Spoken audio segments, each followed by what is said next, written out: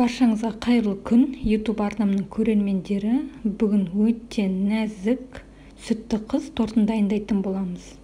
Ол үшін ыдысымызға бөлме температурасында сары майға жұмыртқаны жарып салып, және де үстіне сгущенканы құямыз. Содан соң жақсылап миксерлеп шығамыз. Және де алдын ала електен өткізген ұнға қопсытқышымызды салып, араластырып, жаңағы қамырдың үстіне салып, тағы да жақсылап миксерлейміз.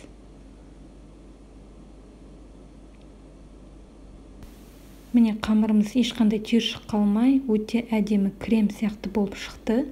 Және де алдын ала пергамент қағазды бөліп дайындап қойдым. Соны кольцода формасын келтіріп, дөңгелектеп дайындап аламыз. Және де пергамент қағазымызға жаңағы қамырымызды жағып шығатын боламыз. Осы қамырларымызды 180 градуста пеште 5-7 минуттай пісіріп аламыз.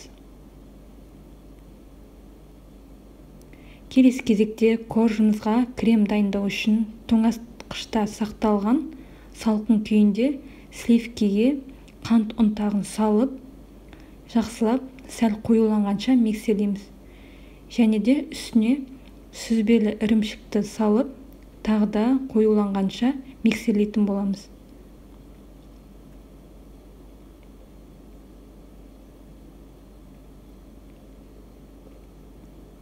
Міне креміміз өте керемет болып шықты. Ешқандай да түйіршік қалмай. Ендігі кезекте корждарымызды жинақтап шығамыз.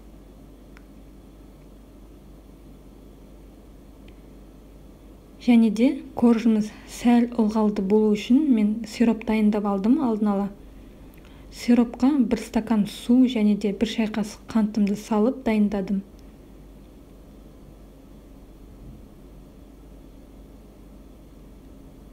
Міне тортымыз да дайын болып қалды. Осылай өте әдемі болып шығады. Сіздер де дәл осы рецептімен жасап көрсеңіздер болады.